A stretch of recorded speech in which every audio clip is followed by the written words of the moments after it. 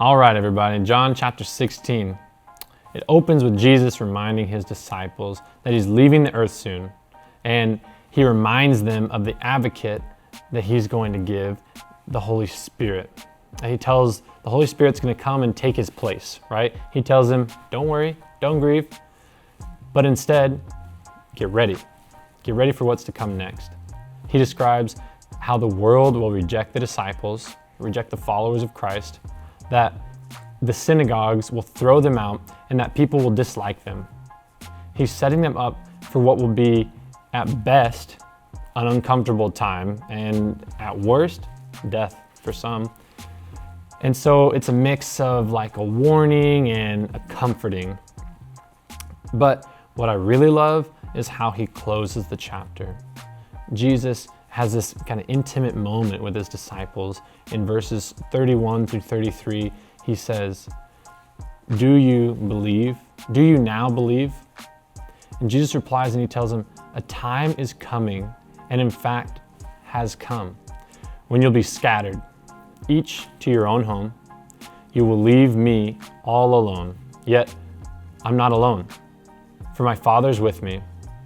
I have told you these things so that in me you may have peace, because in this world you'll have trouble.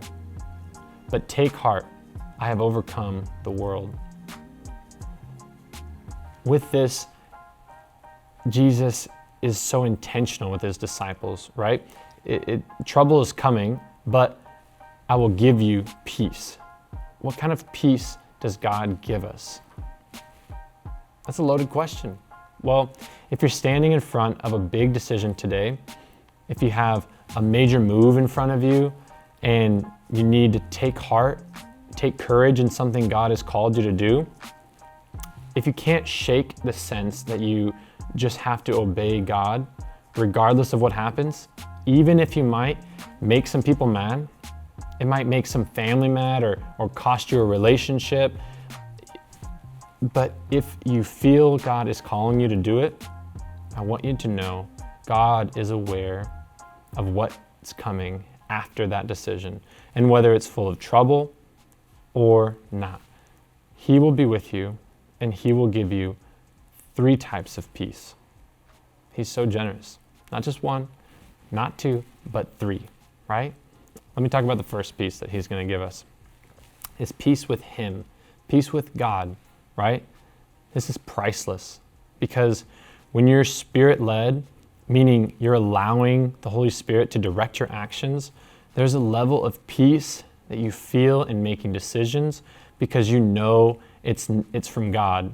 And so you know the move you're making is not against God, so that God gives you this peace with him, right? And the second one I want to talk about is peace with others. God desires that we experience harmony in our relationships, and he wants, through his love, to make possible forgiveness, mercy, and compassion, and even joy and grace, right? All of these things that are the fruit of the Holy Spirit, he wants that to be evident in you and in me and in our relationships.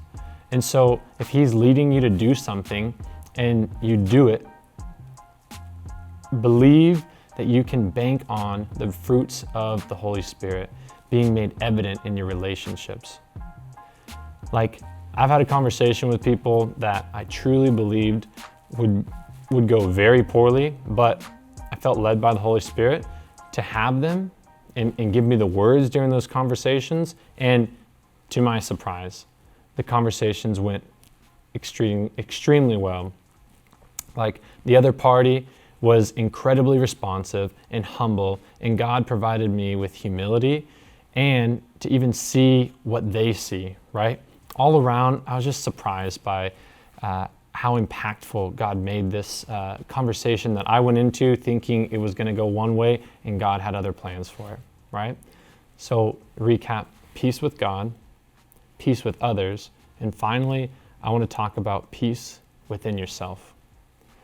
It's kind of hard to forgive yourself sometimes, right? I'm guilty of it, maybe many of you, right? There's a reason the saying goes, I'm my own worst critic. Why? Because we are. And often, I think we can feel a level of pressure when making decisions that if we screw it up, it's all on us, and that we can't make, and then we can't make the wrong call because of the pressure that's on us. And I don't want to think that pressure comes from God. I don't want us to think that that pressure comes from God. I think it comes actually from us.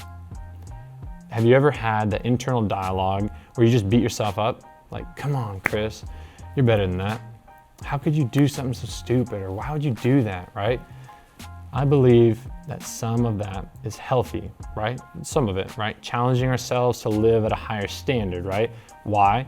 Because we have the power of the Holy Spirit that lives on the inside of us, which makes us have this higher standard, right? It makes that higher standard even possible. But also, sometimes we can become too much too much beating ourselves up, right?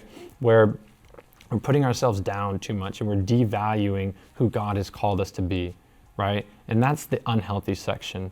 And so God provides us peace by remaining in us.